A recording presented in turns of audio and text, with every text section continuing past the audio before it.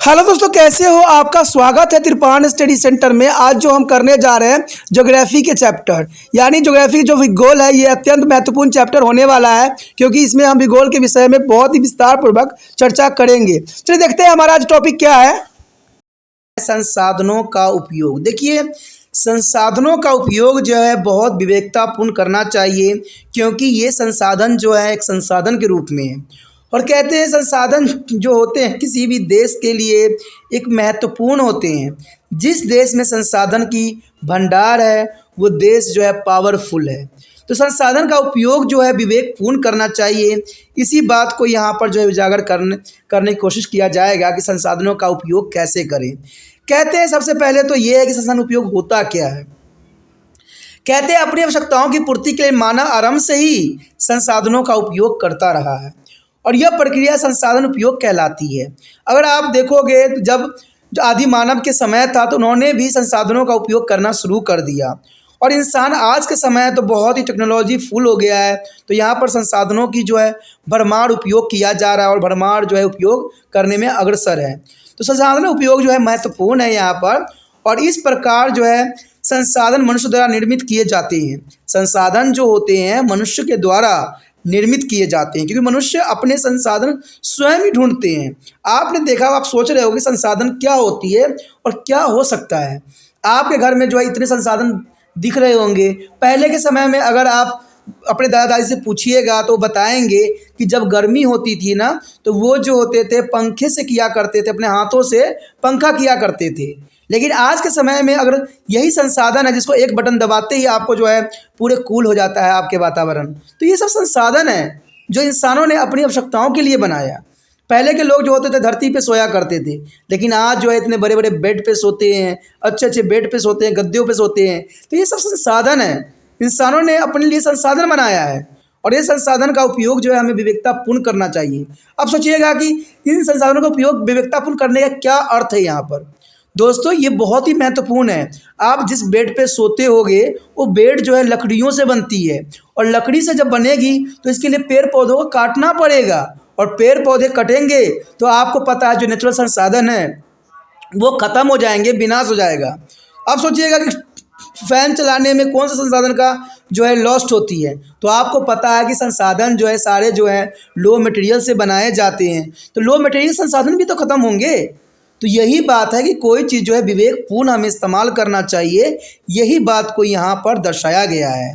कहते हैं इस प्रकार संसाधन मनुष्य द्वारा निर्मित किए ही जाते हैं, किंतु इसे इन निष्कर्षण उत्पादों के मूल्यवान संसाधन में परिवर्तन करने के लिए संस्कृति की सहायता की आवश्यकता होती है। देखा जाए तो ये संसाधन जो होते हैं संस्कृति में समस्त उपकरण एवं मशीन, परिवहन एवं संचार के साधन के साथ ही जो है प्रभावी प्रबंधन होते हैं, जिसमें सामूहिक सहयोग, मनोरंजन, वैदिक कार्य, शिक्षा, प्रशिक्षण, उन्नत स्वास्थ्य एवं शिक्षाएं शामिल होती है। देखिए दोस्तों, ये काफ़ी महत्वपूर्ण होता है। अगर आप इन संसाधनों को जो है विवेकपूर्ण इस्तेमाल कीजिएगा तो आने वाला भविष्य में भी इसका उपयोग देखा जा सकता है। लेकिन जिन चीज़ों का उपयोग अगर विवेकतापूर्ण नहीं किया जाएगा वो नष्ट हो जाएगा। जैसे आपको पता है कोयला पेट्रोल जो है आने वाला कुछ सालों में जो है विनाश हो जाएगा, ख़त्म हो जाएगा, यानी मिलेगा ही नहीं। तो यही बात बताया जा रहा है, जो संसाधन है उसको हमें विवेकपूर्ण उपयोग करना चाहिए, क्योंकि ये संसाधन ऐसे संसाधन है जिसको एक बार उपयोग करने के बाद दोबारा इसको बनाया नहीं जा सकता। तो ऐसे संसाधनों को हमें विवेकपूर्ण इस्तेमाल करना चाहिए, और भविष्य के लिए भी संरक्षित करने की आवश्यकता है। कहते संस्कृति के बिना मनुष्य कार्य एवं उत्पादन की क्षमता सीमित हो जाती है, क्योंकि संस्कृति ही महत्वपूर्ण यहाँ पर पहलू बनती है। कहते आधुनिक युग में विज्ञान एवं तकनीक के उपयोग ने उत्पादन हेतु संसाधनों के जो है प्रभावी उपयोग की मनुष्य की क्षमता एवं योग्यता बढ़ा दी है। आपको पता ही होगा कि इसका अर्थ यही हुआ कि पहले समय में मान लीजिए कोई घर बनाने में बड़े ही मजदूर की आवश्यकता हुआ करते थे, लेकिन आज के समय में मशीन ने इतना आसान कर दिया है उनकी जीवन शैली कि चंद सेकंड में जो है बहुत कुछ हो जाता है मशीनों के द्वारा। कहते हैं गड्ढा खोदने में भी 10 मजदूर को लगाना पड़ता था, लेकिन आज जो है बड़े बड़े जो है जैसे भी 2 ही सेकंड में जो है बड़े से बड़े गड्ढे को जो है कर देती है। तो ये आज की जो है योग्यताओं के अनुसार ये बढ़ गई है, मनुष्य की क्षमताओं को बढ़ा दिया है। उदाहरण के लिए संयुक्त राज्य अमेरिका एवं पश्चिमी यूरोप देशों के पास उन्नत तकनीक द्वारा जो है प्राकृतिक संपदा के प्रभावी उपयोग के लिए उच्च विकसित अर्थव्यवस्था है। तो आपको पता ही है कि अमेरिका हो गया, संयुक्त राज्य अमेरिका, यूरोपीय देश हो गए, उनके जो है उच्च विकसित अर्थव्यवस्था है, तभी तो वो जो है शक्तिशाली देश के रूप में जाने जाते हैं। दूसरी ओर अफ्रीका, एशिया और लैटिन अमेरिका के कई देश प्रचुर प्राकृतिक संसाधनों के हेतु ही विकास के संदर्भ में काफ़ी पीछे हैं, क्योंकि ये देश जो है आधुनिक तकनीक के मामले में भी काफ़ी पीछे हैं। तो ये काफ़ी महत्वपूर्ण बात यहाँ पर आता है। तो देखते हैं हमारा अगला टॉपिक क्या है। यहाँ पर जो हमारे समक्ष आया है अत्यंत महत्वपूर्ण पॉइंट, भारत में संसाधन उपयोग की सीमा। देखिए, कहते हैं जीवन के हर एक क्षेत्र में कुछ न कुछ सीमाएं होती है जिसको मानना चाहिए, और इन सीमाओं से अगर हम परे जाते हैं तो वो चीज़ जो है तहस नहस हो जाती है।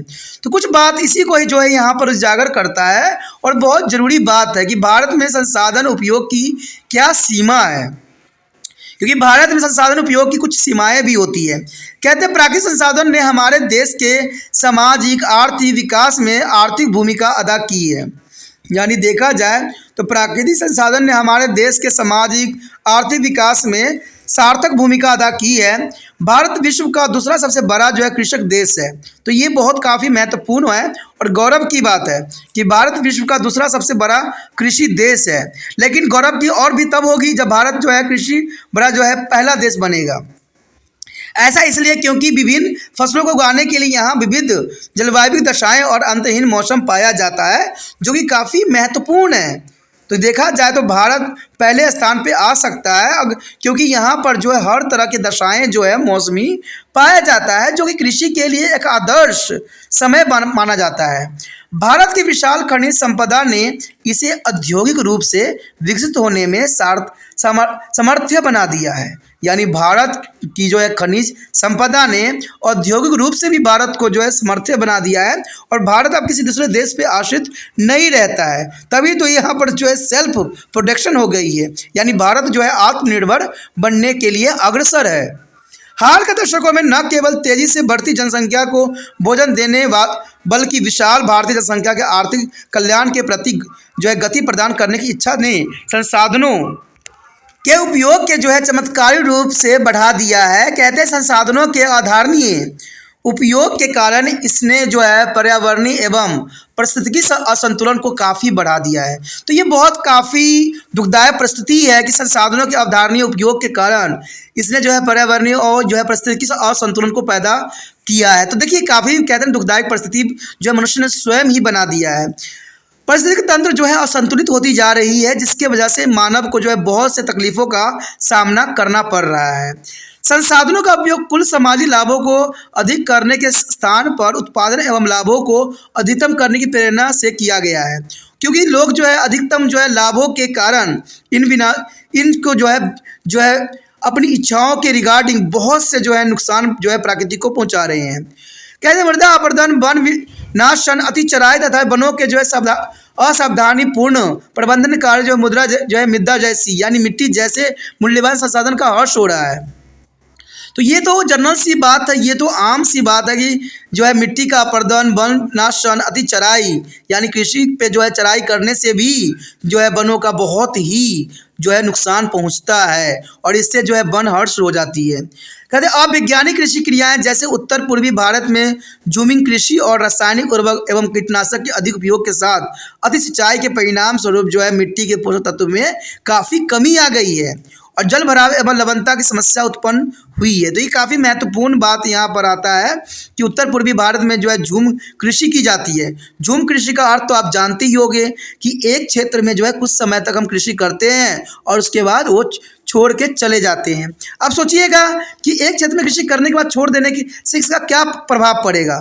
दोस्तों, कृषि जिस भूमि पे की जा रही थी उस कृषि पे पहले बहुत सारे पेड़ पौधे लगे हुए थे, और कृषि करने के लिए क्या किया, बड़े बड़े पेड़ पौधों को काट दिया गया और उसमें जो है कृषि की गई, और कृषि में जब मिट्टी की उपजाऊ क्षमता खत्म हो गई तो उसको छोड़ दिया गया। अब देखिए, छोड़ दिया गया तो पेड़ पौधे बढ़ने में समय लगती है, जिसके कारण जो है पर्यावरण का जो है काफ़ी मानने में नुकसान पहुंचता है। तो यही झूम कृषि का जो है वास्तविक अर्थ है। और इसी कारण जो है यहाँ पर बहुत से जो है जो मिट्टी के पोषक तत्व में कमी आई है, इन्हीं कारणों से जो है लवणता की समस्या उत्पन्न बढ़ गई है। कहते हैं तीव्र गति से बढ़ती जनसंख्या के दबाव के कारण उपलब्ध जल संसाधनों का जो है शोषण हो रहा है। तो ये काफ़ी महत्वपूर्ण बात है कि तीव्र गति से बढ़ती जनसंख्या के दबाव के कारण उपलब्ध जो है जल संसाधनों का शोषण हो रहा है, जिस कारण ये तेजी से कम होता ही जा रहा है। तकनीकी कमी के कारण भारतीय नदियों के कुल वार्षिक प्रवाह का लगभग 38% ही उपयोग के लिए उपलब्ध है।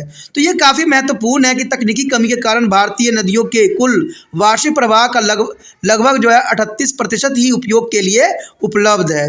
यही स्थिति भूजल के उपयोग की भी है। कहते हैं बहुत महत्वपूर्ण बात है यहाँ पर कि सिर्फ 38% ही उपयोग के लिए उपलब्ध है, और यही स्थिति जो है भूजल के उपयोग के भी कारण बनते हैं।